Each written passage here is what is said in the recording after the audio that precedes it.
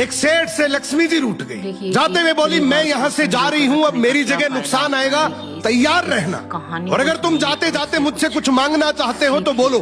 सेठ बहुत समझदार था, बड़ी विनम्रता से बोला, माता नुकसान आ रहा है तो आने दीजिए, बस मुझे आप एक वरदान दीजिए कि मेरे परिवार में हमेशा सुख शांति बनी रहे। लक्ष्मी जी मुस्कुराई, तथास्तु कहा और वहाँ से चली गई।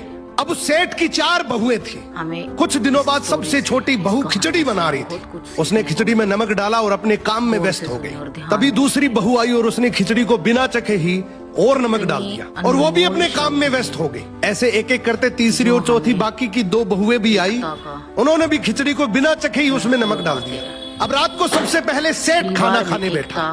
जैसे ही उसने खिचड़ी का 1 चम्मच लिया, उसे महसूस हो गया कि इसमें बहुत ज्यादा नमक है और सेठ जी तुरंत समझ गए कि नुकसान आ चुका है। किसी से कुछ नहीं कहा, चुपचाप खिचड़ी खाई और चला गया। अब सेठ के बाद खाना खाने की बारी आई सबसे बड़े बेटे की। बेटे ने खिचड़ी का 1 निवाला लिया। उसने परिवार वालों से पूछा, पिताजी ने खाना खा लिया? उन्होंने कुछ कहा? तो बाकी सबने जवाब दिया, हाँ पिताजी ने तो खाना खा लिया, लेकिन किसी से कुछ नहीं कहा। तो बड़े बेटे ने भी चुपचाप खिचड़ी खाई और चला गया। ऐसे ही करके परिवार के बाकी सारे सदस्य एक एक करके आए। अपने से पहले वालों के बारे में पूछा, कुछ नहीं कहा, चुपचाप खिचड़ी खाई और चले गए। अब रात को सेठ जी सो रहे थे, सपने में नुकसान आया और हाथ जोड़कर बोला, भाई मैं यहाँ से जा रहा हूँ, मैं यहाँ नहीं रह सकता। तो सेठ जी ने पूछा, क्यों, क्या हो गया? नुकसान बोला, तुम सबने मिलकर 1 किलो नमक खा लिया, पर मजाल है कोई किसी पर नहीं चिल्लाया, किसी ने गुस्सा नहीं किया, सब शांत रहे।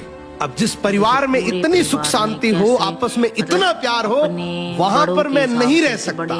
निष्कर्ष कि जिंदगी है तो उतार चढ़ाव, दुख सुख, फायदा नुकसान सब चलता रहेगा, लेकिन जिस परिवार में आपस में लोगों में प्यार है, सुख शांति है, छोटे में आदर, बड़े में बड़प्पन है,